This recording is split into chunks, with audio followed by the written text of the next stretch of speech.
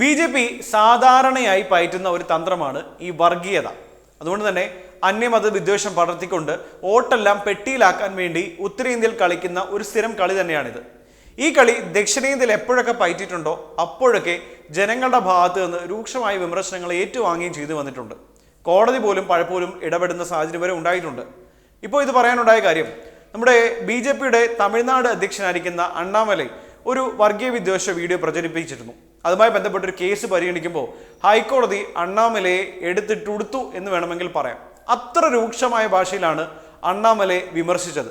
കാര്യം ഇങ്ങനെയാണ്, ദീപാവലിക്ക് 2 ദിവസം മുൻപ് ഒരു അഭിമുഖം പുറത്തുവിട്ടിരുന്നു. ക്രിസ്ത്യാനികൾ ഹിന്ദു സംസ്കാരത്തെ നശിപ്പിക്കാൻ ശ്രമിക്കുന്നു എന്ന ഒരു പ്രചാരണം അതിലുടനീളം ഉണ്ടായിരുന്നു.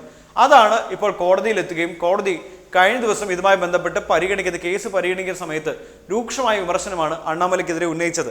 അണ്ണാമലയെ പോലൊരാൾ ഈ സമൂഹത്തെ വിഭജിക്കാനും വർഗീയ ചിന്ത ഉണർത്താനും ഒക്കെ ശ്രമിച്ചതായാണ് ജസ്റ്റിസായ ആനന്ദ് വെങ്കടേഷിന്റെ ഒരു ഉത്തരവിൽ വ്യക്തമാക്കിയിരിക്കുന്നത്. വിദ്വേഷ പരാമർശമുള്ള 6 മിനിറ്റ് വീഡിയോ മാത്രമാണ് BJP ട്വിറ്ററിലൂടെ പ്രചരിപ്പിച്ചത്. ബാക്കി 45 മിനിറ്റുള്ള അഭിമുഖത്തിൽ മറ്റു ഭാഗങ്ങൾ ഒഴിവാക്കിയതിന്റെ ലക്ഷ്യം വ്യക്തമാണെന്നുകൂടി ഈ ജസ്റ്റിസ് പറയുന്നുണ്ട്.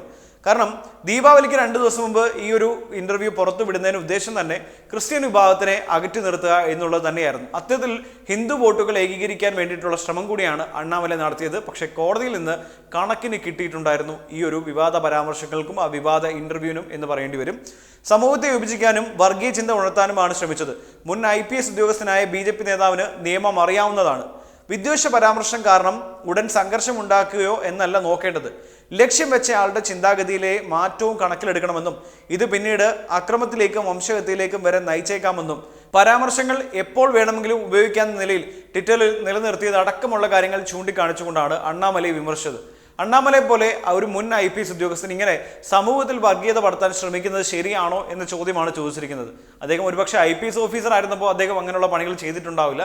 BJPയിൽ എന്നോട്ട് അംഗത്വം എടുത്തോ അന്ന് മുതൽ അണ്ണാമലൈ ചെയ്തതെല്ലാം ഈ പ്രവർത്തികളാണ് എന്ന് പറയേണ്ടി വരും. അതുമാത്രമല്ല, കോടതി മറ്റൊരു നിരീക്ഷണം കൂടി നടത്തിയിട്ടുണ്ട് ഇക്കാര്യത്തിൽ. അതായത് ഈ മൈതാന പ്രസംഗങ്ങളെക്കാൾ വളരെ ഭീകരമായ രീതിയിലായിരിക്കും സോഷ്യൽ മീഡിയയിൽ നടത്തുന്ന പ്രസംഗങ്ങൾ.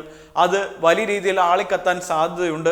അതുകൊണ്ട് അത്തരത്തിലുള്ള പ്രസംഗങ്ങൾ നിയന്ത്രിക്കണം എന്നുകൂടിയാണ് കോടതി അഭിപ്രായപ്പെട്ടിരിക്കുന്നത്. രാജ്യത്തിന്റെ മതേതര ഘടന തകരുമെന്നും ജസ്റ്റിസ് ആനന്ദ് വെങ്കടേഷിന്റെ ഉത്തരവിൽ ഇതുമായി ബന്ധപ്പെട്ട് വ്യക്തമാക്കിയിട്ടുണ്ട്. കൃത്യമായി പറഞ്ഞാൽ അണ്ണാമലൈയുടെ ഉദ്ദേശം എന്ന് പറയുന്നത് തമിഴ്നാട്ടിൽ ഈ ക്രിസ്ത്യൻ വിഭാഗത്തിനുമായി ഒരു അകൽച്ച ഉണ്ടാക്കിയ ശേഷം ക്രിസ്ത്യൻ വിഭാഗത്തെ അകറ്റിക്കൊണ്ട് ഹിന്ദു വോട്ടുകളുടെ ഒരു ധ്രുവീകരണമാണ് ലക്ഷ്യം വെച്ചത്. അതനുസരിച്ചാണ് ഈ ഹിന്ദു മതത്തെ തകർക്കാൻ വേണ്ടി ക്രിസ്ത്യൻ വിഭാഗം ശ്രമിക്കുന്നു എന്ന തരത്തിലൊരു വിവാദമായ ഇന്റർവ്യൂ പുറത്തിറക്കുകയും അതിൽ ചില ഭാഗങ്ങൾ മാത്രം കട്ട് ചെയ്ത് ട്വിറ്ററിൽ പ്രചരിപ്പിക്കുകയും ചെയ്തിരുന്നത്. ഉത്തരേന്ത്യയിലെ നേതാക്കൾ സ്ഥിരം പയറ്റുന്ന ഒരു സംഭവമാണെങ്കിൽ പോലും ദക്ഷിണേന്ത്യയിൽ കാര്യങ്ങൾ കുറച്ചുകൂടി ഡിഫിക്കൽട്ടാണ് എന്ന കാര്യം ഒന്ന് കണ്ടിട്ട് ഈ വീഡിയോ പ്രചരിപ്പിക്കാനും വർഗീയ വിദ്വേഷമൊക്കെ പ്രചരിപ്പിക്കാനും മുന്നോട്ട് പോരുന്നെങ്കിൽ അണ്ണാമലയ്ക്ക് തിരിച്ചടിയൊന്നും ഉണ്ടാകില്ല എന്ന് മാത്രമല്ല കോടതിയിൽ നിന്ന് ഇത്തരത്തിലുള്ള പരാമർശങ്ങൾ കേൾക്കേണ്ടി വരികയില്ലായിരുന്നു. എന്തായാലും അണ്ണാമലയ്ക്ക് കിട്ടിയ അടി സത്യത്തിൽ തമിഴ്നാട്ടിലെ BJP നേതൃത്വത്തിന് കിട്ടിയ അടിയാണ്. ഇവിടെ നമ്മുടെ നാട്ടിൽ പലരും ചില വർഗീയ വിദ്വേഷമൊക്കെ പ്രചരിപ്പിക്കാൻ നടക്കുന്നുണ്ടായിരുന്നു. അവർക്കും കൂട്ടത്തിൽ കിട്ടുന്ന ഒരു അടിയാണെന്ന് വേണമെങ്കിൽ പറയേണ്ടി വരും ഇക്കാര്യത്തിന്. എന്തായാലും BJPയുടെ മറ്റൊരു നീക്കവും കൂടി തമിഴ്നാട്ടിൽ തകർന്നു എന്നതിനൊപ്പം തന്നെ കോടതിയിൽ നിന്ന് കണക്കിന് കിട്ടിയതിന്റെ ക്ഷീണം അണ്ണാമലയ്ക്ക് ഇതുവരെ മാറിയിട്ടില്ല എന്നുകൂടി പറയണം.